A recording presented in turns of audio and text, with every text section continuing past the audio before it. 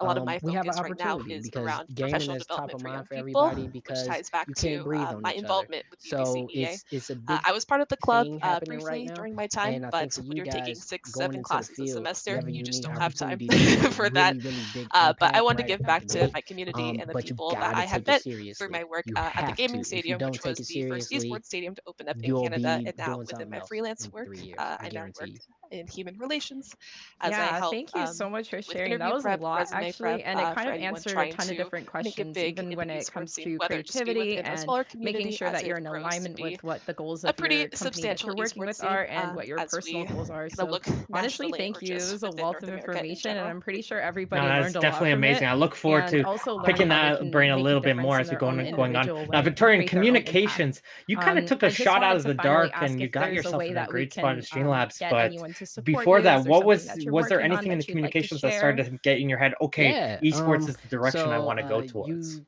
on Twitter, I guess, Um, can follow so me I'll be at honest. Great Local Nora. Before I even Nora, picked not my Nori, but major or Nora. whatnot, Don't I ask me just kind why of I I pronounce was it a streamer on the like this side. is. So I actually started But if streaming you want full to follow time. us, Well, not full time, but like pretty if much you like want to every follow single us day at since Checkpoint like XG, that 2015. is where the And then afterwards, I actually umbrella transferred to for UC the San brand Diego, and is then I went to the on esports Twitter club as well that as Kevin had created. checkpointxg.com. And I don't And want to just that's have where I kind of got you my guys foot, come to us. like kind of I like want to say I deeper want to see into your stuff. esports. If you're a writer, if Before you I are an actually wanted esports to do journalist, if you international really want to do relations. this, I actually, like my Cheyenne, DMs I are wanted to open be an on Twitter. ambassador, but Hit like me on the up. Chinese side.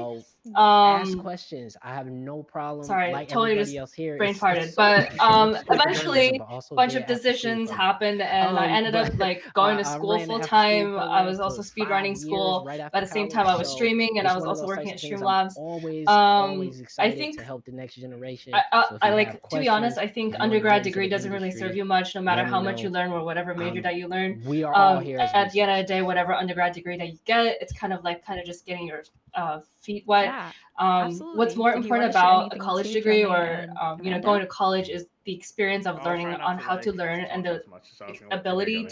to network Okay, and the Jenny. ability to kind of figure yourself out. And I think ultimately those three are the qualities that I took with me from school to kind of elevate myself into the esports career.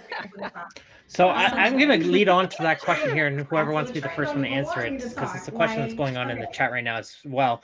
You brought up a huge point about networking, Victoria. What is a good way for people to network and talk to people in the gaming and esports world, and especially during a certain situation right now where we're under COVID? There's no more events. I can't go around and meet people face to face at the events anymore.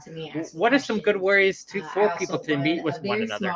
Yeah, absolutely. So think about this as like an MMO, right? You're gonna have different parties and you're gonna be having your own class. So you're gonna have to figure out what stats you're good at and what stats you're gonna have to max first. For me, I guess since I'm more of a people-oriented person, so I maximize like my intelligence. Basically, you kind of figure out like what kind of person that you are, and then you can go ahead and see where you fit with different parties, and eventually, you can find your own guild. Esports is the industry is big. You're always gonna find different kind of personalities. You're gonna find different people that you vibe with, and I think ultimately it comes to just being your genuine self, but also like finding the right party and kind of eventually, you could do dungeon runs and you could do boss runs with them, and your character grows bigger and you have better gears and everything. I definitely support Black women. No, that is definitely very true. Now, going back over here, I don't know, Kevin, if you want to join in a little bit about the networking from your background as well, from communications. You probably have a lot of good insights there. Funny enough, I don't think they actually teach you how to network in communications. They just teach you how to write essays. But I think in college, one of the best ways to build your networking experience, I know I've been showing this a lot, but clubs are a great way to do so. I think if you're located in an area, well, it used to be that if you're located in an area with live events, that was a great place to network. Now that we've moved to mostly online-based industry, I think non-traditional ways of networking, so LinkedIn, Discord, just finding your way into situations where you can talk to people who work in the industry is probably one of the best ways to go, especially when you're in college. I think a lot of people in the industry are pretty willing to help out. And, if you're like an earnest young person and you're not like a jerk, if you reach out to people in the industry and ask for advice or an introduction and you're respectful about it and tactful, I honestly think everyone in the esports industry is really willing to give a hand up, especially because they probably got a couple themselves. No, that is, yeah. No, that is very true. Yeah. So I just want to say, proactive is really helpful. That is very true. And honestly, everyone who's within this panel right now is taking a great step as well, being able to connect with one another within the panel and to be able to have an interaction, to chat with one of us. And you maybe even talk with one of us. Myself personally, you can send me a message after the panel. I'll have to answer any questions. Now I'm going to go back over to Callum here. Now everyone was talking about having their little areas where there was a lot of esports already currently going on, where you didn't really have that in your area. You kind of had to build it from the ground up. What was that first step where you realized, okay, I want to do esports, but I got nothing here. What do I do? Yeah, so I think I come from a relatively unique set of circumstances, and I encourage people to follow this advice to this day. If you want to do something in esports, the best advice anybody can give you is just to start doing it. Whether it's, if you want to create content, start creating content. If you want to run events, start running events. If you want to start running a collegiate esports program, start running a collegiate esports program, like run a club, right? At the end of the day, you kind of, this is an industry where you genuinely just have to dive in. I had no collegiate experience before coming to Illinois Wesleyan, and now we have all the resources that we do because we dove in. So for me, and Martin can attest to this because Martin was kind of at the very foundation and beginning of my journey for esports. When I realized that I wanted to get into esports, I realized that I just needed to immerse myself. So I started looking for events around the country that I could volunteer at. I started looking for opportunities to help run a tournament or help run brackets and sleep on a floor with 13 other people who snore like no one. It's insane. But that's all part of those experiences that then I can turn around, put on my resume, so that when I do find that first opportunity, which for me was an internship at an arcade studio, I was able to turn around and be like, hey, I have done all of these things that you're asking for in some capacity now, and they see that as a self-starter. So I honestly, like, for me, without having esports around my immediate locale, I went out and found those places, and I got that experience regardless. And it cost me a lot of money, which I was working part-time and working full-time and working two jobs to just kind of, I'm going to spend $500 on plane tickets to go to X event that I'm making no money at, but it's going to build onto my resume, right? And so you just have to make the opportunity happen for yourself. Yeah, actually, Martin, if I can add on to that. No, go ahead. I think, talking on some of these panels before, one of the questions that I always get after we talk about networking, which always comes up, is like, what if you don't have the opportunity to go network, or what if those opportunities don't come your way? One thing I think is sometimes neglected is the importance of building your own technical skill set when you're not like directly at an event or when you're not networking. There's like this saying that like opportunity is like 50% luck and 50% like being ready for the opportunity, like when you get lucky. So not everyone lucks out like every week to get a chance to go to an event or conference, but if you don't have the skills required to capitalize on one of those lucky opportunities, and even if you're incredibly lucky, you get opportunities every week, you probably won't even recognize them. So one example is, like, this may not seem like a technical skill, but if you're really bad at writing emails, then even if you get many opportunities or you create opportunities for yourself to write emails to people, if your emails are bad, no one will reply to them.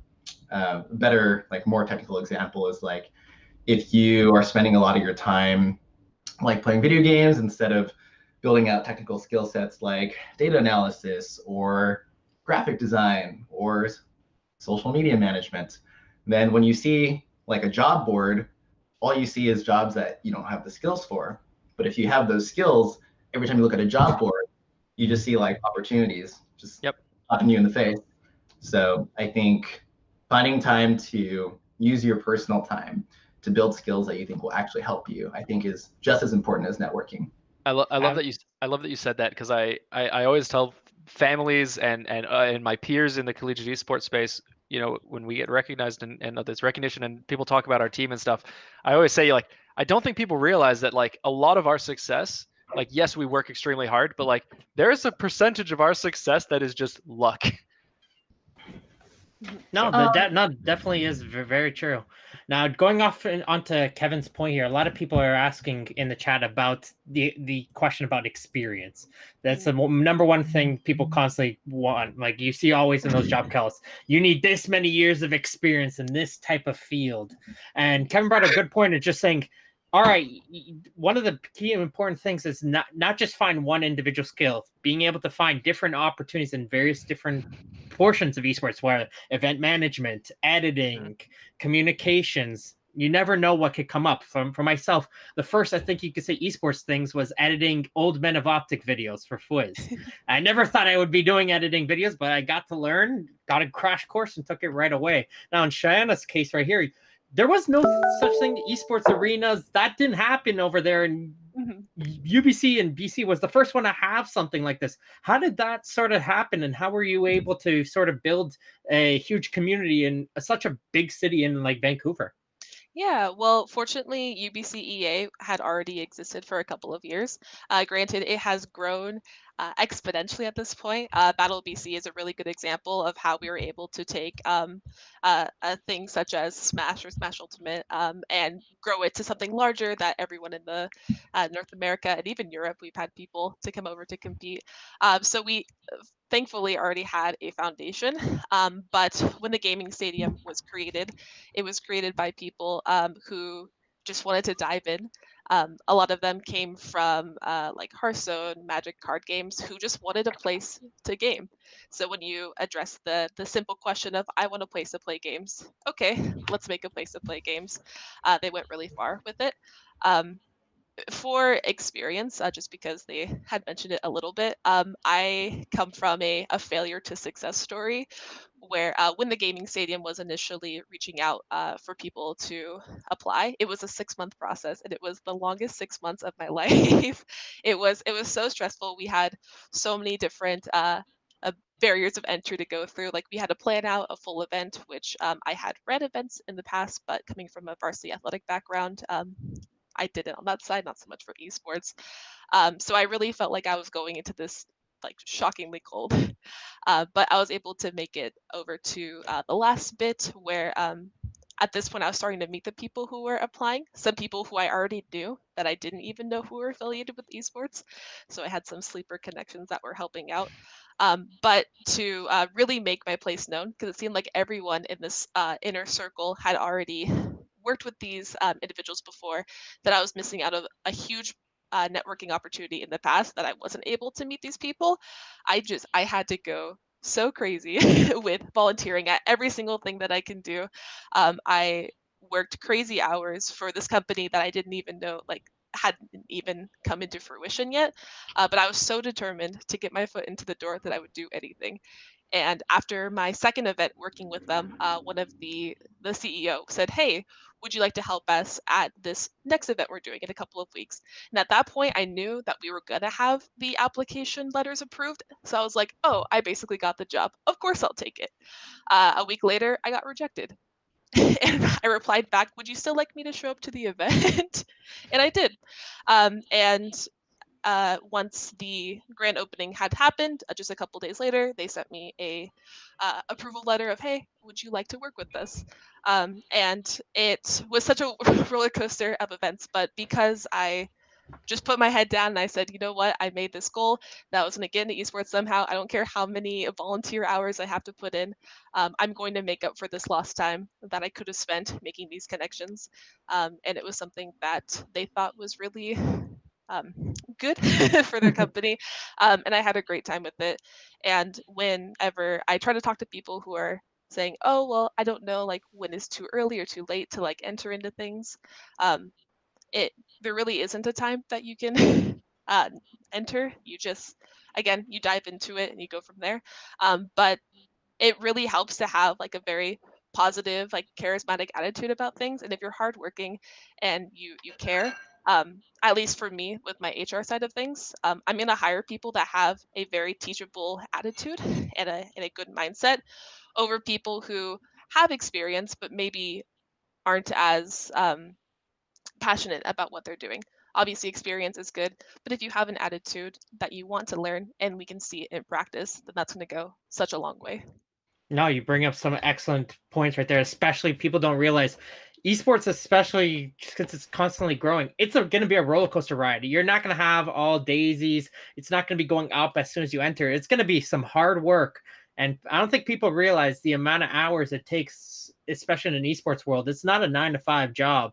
People realize I want to get out of that 9 to 5. It really is a 24/7 job. You're constantly on call. If not, you're working on social media. If not, you're contacting different people. Now, I want to ask you guys as we slowly wrap up things here, since we're talking about degrees at the end of the day, how valuable is getting a degree?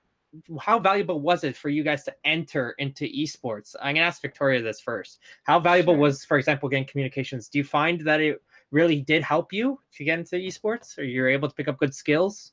I definitely think communication, even though people keep saying that it's like a very vague degree, it's a major that's often seen as you don't know what to do with your life, so you get communication.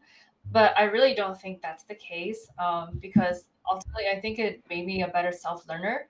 And just like what Cheyenne has said, being a self-learner is very important in this industry, and it's a very appealing trait that the modern job market looks for.